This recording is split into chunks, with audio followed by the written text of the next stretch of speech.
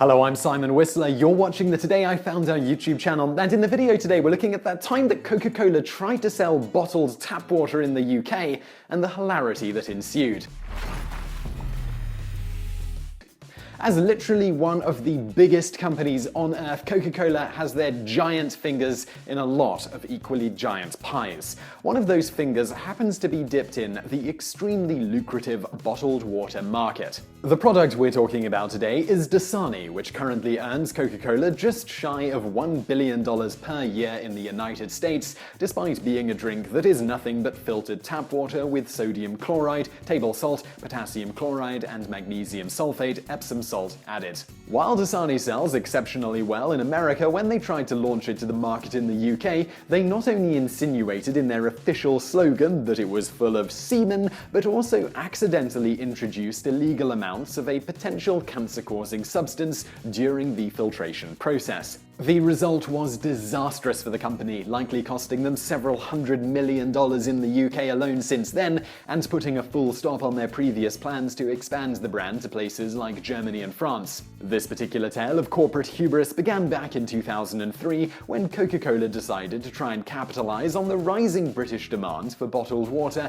by launching their budget line of bottled water, Dasani, in the UK. Given UK citizens' apparent preference towards so-called high-end bottled waters, with about 91% of all bottled water in the UK being naturally sourced versus about 75% in the United States, Coca-Cola chose not to advertise the fact that, much like in the United States, Dasani is simply filtered tap water, in this case quietly sourced from a plant in Sidcup, Kent. At this time, a half litre of water from the plant was selling for about 0.03p. For reference, Dasani was put on the shelves at a price of 95p per half litre bottle, a hefty markup even considering bottling and transportation costs, as well as a retail markup. Unsurprisingly, after a 2004 article in The Grocer casually mentioned the tap water source of Dasani water, the wider media was soon whipped up into a frenzy. Among other things, Coca-Cola's audacity in this situation was humorously compared to a plot of an episode of the popular British sitcom Only Fools and Horses, in which the main characters attempt to bottle and then sell tap water from Peckham for an exorbitant markup via marketing it as Peckham Spring. It should be noted here that Sidcup, where Dasani water in the UK was sourced, is only about 10 kilometers from Peckham. Things continued to go wrong for Coke when they launched their online marketing campaign and began advertising Dasani as being full of spunk, bottled spunk, and that you can't live without spunk, causing even more widespread mockery from the public and the media.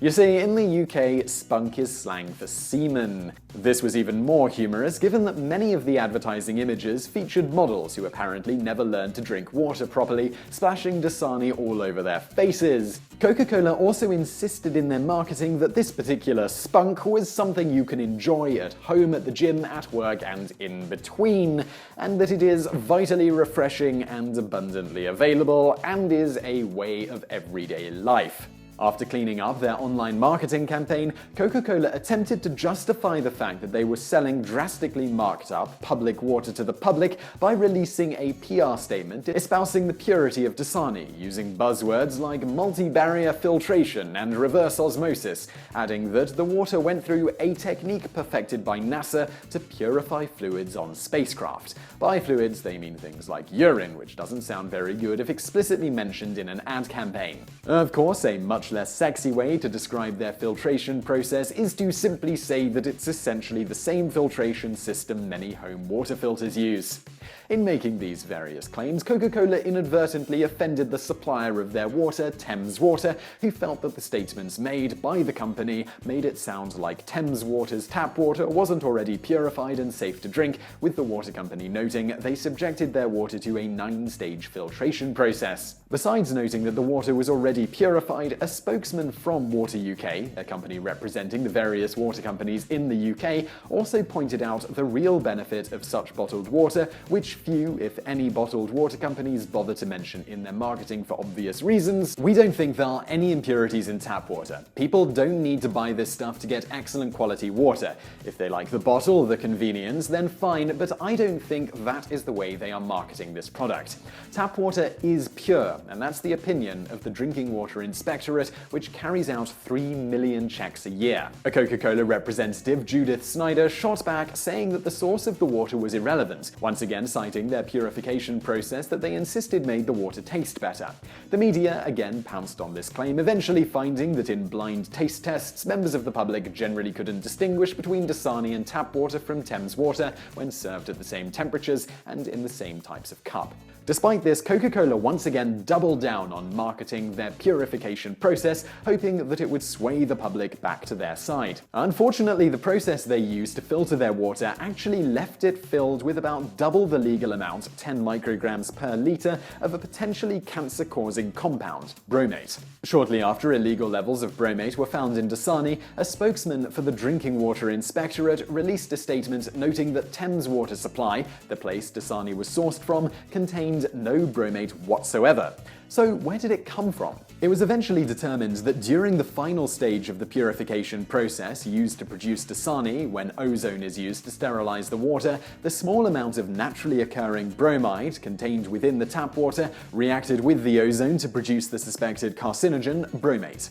The result was that Coke recalled over 500,000 bottles of Dasani, and the Food Standards Agency advised people who had already purchased Dasani not to drink it, though also noting that the levels of bromate in Dasani, while well above the legal limit, did not pose any immediate health risk. As you can imagine, after the combined news broke that Coca-Cola was taking ordinary tap water, accidentally adding a potential cancer-causing substance, and then marking it up 316,600%, the PR nightmare reached its zenith in the region, and they withdrew Dasani from the UK, as well as cancelled planned launches of Dasani in certain other regions in Europe.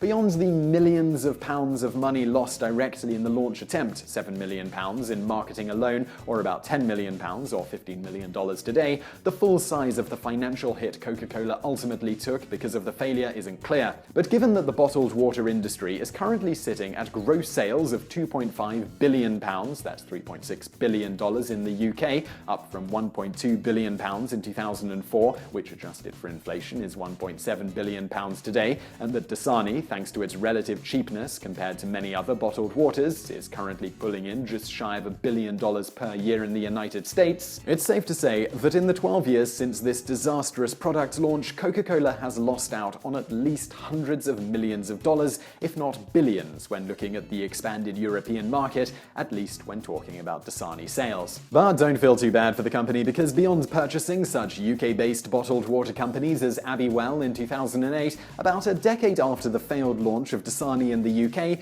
they successfully managed to launch one of their many other water brands, Glasso Smart Water, in the region. This is a product that in 2015 earned Coca-Cola a cool $700 million in the United States alone, though it's still lagging well behind Dasani sales there. Unlike Dasani, which is always sourced from public water supplies, Glasso Smart Water is sourced from spring water, which means it must come from a single non-polluted groundwater source, i.e. a well. In this case, after the water is pumped from the ground, it's filtered using a vapor-distilled process, essentially evaporating the water, then condensing it and adding some electrolytes for flavor because, well, most people really don't like the flavor of pure distilled water, among other potential downsides to drinking such water exclusively. Thanks to better marketing, avoiding implying that their product was full of semen, branding the name of the product seeming to imply that it comes from a glacier, when in fact Glasso is just French for ice, and being implied as a smart purchase, and avoiding adding ingredients that potentially contribute to a customer's getting cancer, the launch of Glasso Smart Water in the UK was a smashing success. And now for a bonus fact. Contrary to C-3PO's estimates in Empire Strikes Back, it should actually be quite safe to fly through an asteroid field. The reality is that the objects in asteroid fields are generally hundreds of thousands of miles apart, and most of them are no bigger than a tennis ball. For instance, if you added up all of the mass of the asteroids in our solar system's asteroid belt, it's a mere 4% of the mass of our moon, with about half of the total mass coming from just 4 asteroids.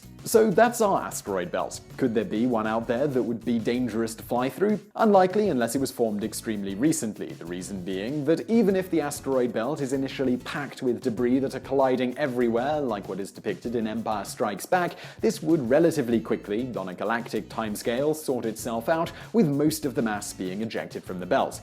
Eventually, the system would stabilize itself to something like our asteroid belt. And if you're thinking now that maybe the Hoth asteroid belt was a newly formed phenomenon, it was actually described in the expanded universe as having been formed several million years before the events of Empire Strikes Back via a collision of two rocky planets. For further reference, our asteroid belt is thought to have originally contained approximately 1,000 times its current mass, and within about a million years stabilized down to in the ballpark of the mass we have today. It's also worth noting that objects that are greater than about 6 miles wide in our asteroid belt are estimated to have about one random collision every 10 million years or so, on average. So I really hope you found that video interesting. If you did, please do hit that like button below and don't forget to subscribe if you haven't already. Also, over there on the right, a couple of other videos you might enjoy if you enjoyed this one. And thank you for watching.